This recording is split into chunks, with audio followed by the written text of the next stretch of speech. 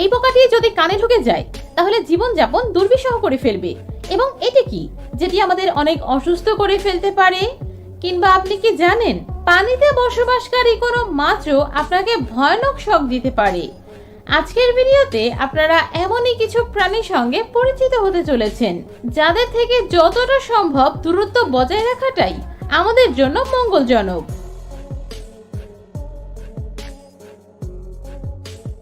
এমন মজার মজার ভিডিও প্রতিদিন পেতে আমাদের চ্যানেলটি এখনই সাবস্ক্রাইব করে পাশে থাকা বেল আইকনটি প্রেস করে রাখুন। Number 1, tick.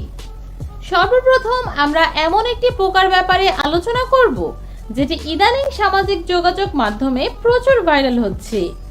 এটাও আপনার জেনে নেওয়া উচিত। এখন আপনারা যে ছোট্ট পোকাগুলোকে দেখতে পাচ্ছেন এগুলো হচ্ছে টিক নামের এক প্রকার পরজীবী। পাহাড়ি অঞ্চলে পাওয়া যাওয়া এই পোকাগুলো ধূসর কালো অথবা লাল বর্ণের হতে পারে।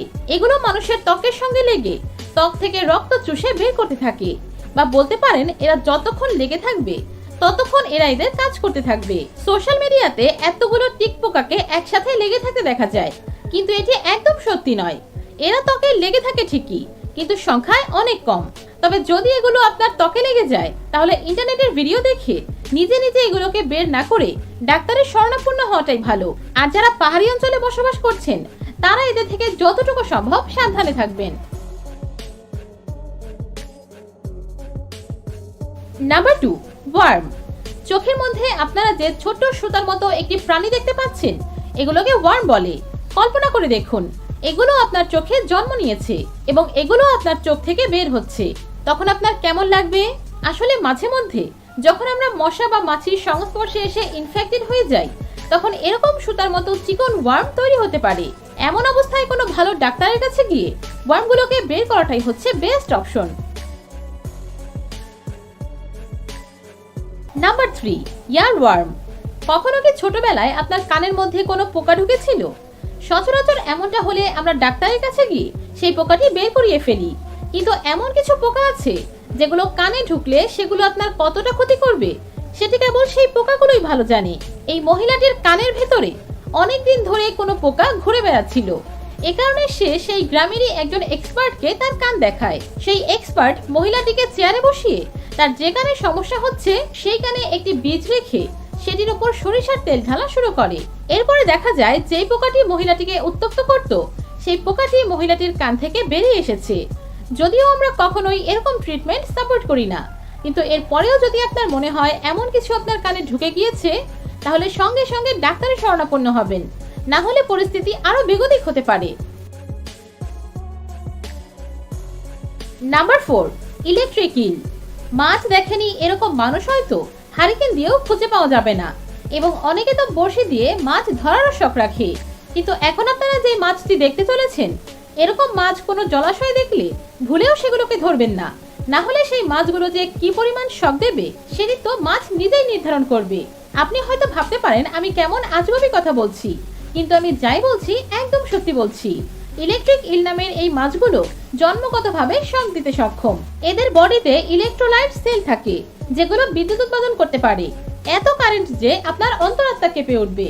আপনি যদি এই মাছগুলোকে স্পর্শ করেন তাহলে এরা আপনাকে 600 ভোল্টেরও বেশি শক দিতে সক্ষম, যেখানে আমাদের বাড়ির সকেটে কেবল 220 থেকে 250 ভোল্ট বিদ্যুৎ প্রবাহিত হয়। আশা করি এই তথ্য আপনাকে এদের থেকে দূরত্ব বজায় রাখতে সাহায্য করবে। এক রিসার্চে একটি ইল মাছ 800 ভোল্ট পর্যন্ত কারেন্ট জেনারেট করেছিল। Number 5, spitting cobra. আফ্রিকার বনের মধ্যে আপনি নানা রকম সাপ দেখতে পাবেন, কিন্তু এমন একটি সাপ আছে যেটা যদি কখনো আপনার আশেপাশে দেখেন তাহলে সেটির ছোবল দেওয়ার অপেক্ষা না করে সেটি থেকে 5 থেকে 10 ফুট দূরে চলে যাবেন, না হলে এরা যা করতে পারে সেটি হয়তো আপনি স্বপ্নেও কল্পনা করেননি। এরা হচ্ছে স্পিটিং কোবরা। এদের নামের মতো এদের কাজও অনেকটা একই রকম। এই কোবরা সাপগুলো অন্য সব কোবরা থেকে একটু ভিন্ন, কারণ কোনো শিকারকে দংশন করার পাশাপাশি এরা তাদের দূর থেকেও আক্রমণ করতে পারে। এরা এদের মুখ দিয়ে 5 থেকে 7 ফুট দূরে বিষ ছুঁড়ে মারতে পারে। এই বিষ আপনার গায়ে লাগলে আল্লাহ তাআলা ছাড়া আর কেউ বাঁচাতে পারবে না। 7 ফুট দূরত্বে বিষ ছুঁড়ে মারতে পারা এই সাপগুলো অনবরত 40 বার বিষ ছিটিয়ে মারতে সক্ষম। এবং আরো আতঙ্কের বিষয় হচ্ছে এদের টার্গেট গড়ে 10টার মধ্যে কেবল একটাই মিস হয়, তাই এদের দেখা মাত্রই দৌড়ে পালানোর চেষ্টা করুন। নাম্বার 6, জায়ান্ট পান্ডা। এখন এই নাম শুনে অনেকেই ভাবতে পারেন পান্ডার মতো কিউট একটি প্রাণী আবার হিংস্র হয় কি করে, কিন্তু আপনাদের জানিয়ে দেই এদের মাথা নষ্ট হলে এরা পাগলামি করা থেকে বিরত থাকে না। এই ভিডিওতে দেখা যাচ্ছে এই ছেলেটি পান্ডার এই খাঁচার সামনে বসেছিল। হুট করে খাঁচার পান্ডাটি তাকে আক্রমণ করে বসে। সঙ্গে সঙ্গে আশেপাশের মানুষগুলো ছেলেটিকে বাঁচাতে এসে পড়ে, কিন্তু সৌভাগ্যবশত ছেলেটির শার্ট খুলে বেঁচে গিয়েছিল। না হলে এই জন্তুর আক্রমণ থেকে বাঁচানোটা এখানে থাকা সব মানুষের জন্যই অনেক চ্যালেঞ্জিং হয়ে যেত। তাই কখনো যদি চিড়িয়াখানায় পান্ডা দেখতে যান তাহলে এদের থেকে অন্তত 2 গজ দূরত্ব বজায় রাখার চেষ্টা করবেন।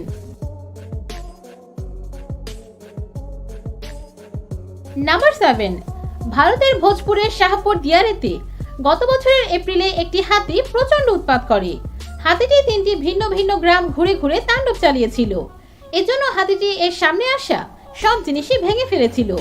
পরিস্থিতি এত বেগতিক হয়েছিল যে বন বিভাগের টিমকেও এখানে আসতে হয়েছিল, কিন্তু এর পরেও হাতিটিকে থামানো যায়নি এবং হাতিটি জেসিবির সঙ্গে লড়াই শুরু করে দিয়েছিল। কিন্তু আপনি হয়তো ভাবছেন এত কিছু হলো কি করে? এই শান্তশিষ্ট প্রাণীটি রেগে গেলে বা পাগল হয়ে গেলে এদের সামনে থাকা বোকামি ছাড়া আর কিছুই নয়। একবার যদি এগুলো পাগল হয়ে যায় তাহলে সামনে গাড়ি থাকুক বা ট্রাক, এদের জন্য সবকিছু খেলার মতো হয়ে যায়।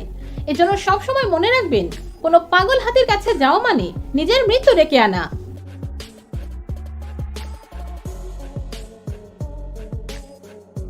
তো বন্ধুরা, আজকের ভিডিওটি এখানেই শেষ করছি। ভিডিওটি এনজয় করলে একটি লাইক দিতে কিন্তু একদমই ভুলবেন না। কথা হচ্ছে পরবর্তী ভিডিওতে। সেই পর্যন্ত আল্লাহ হাফেজ।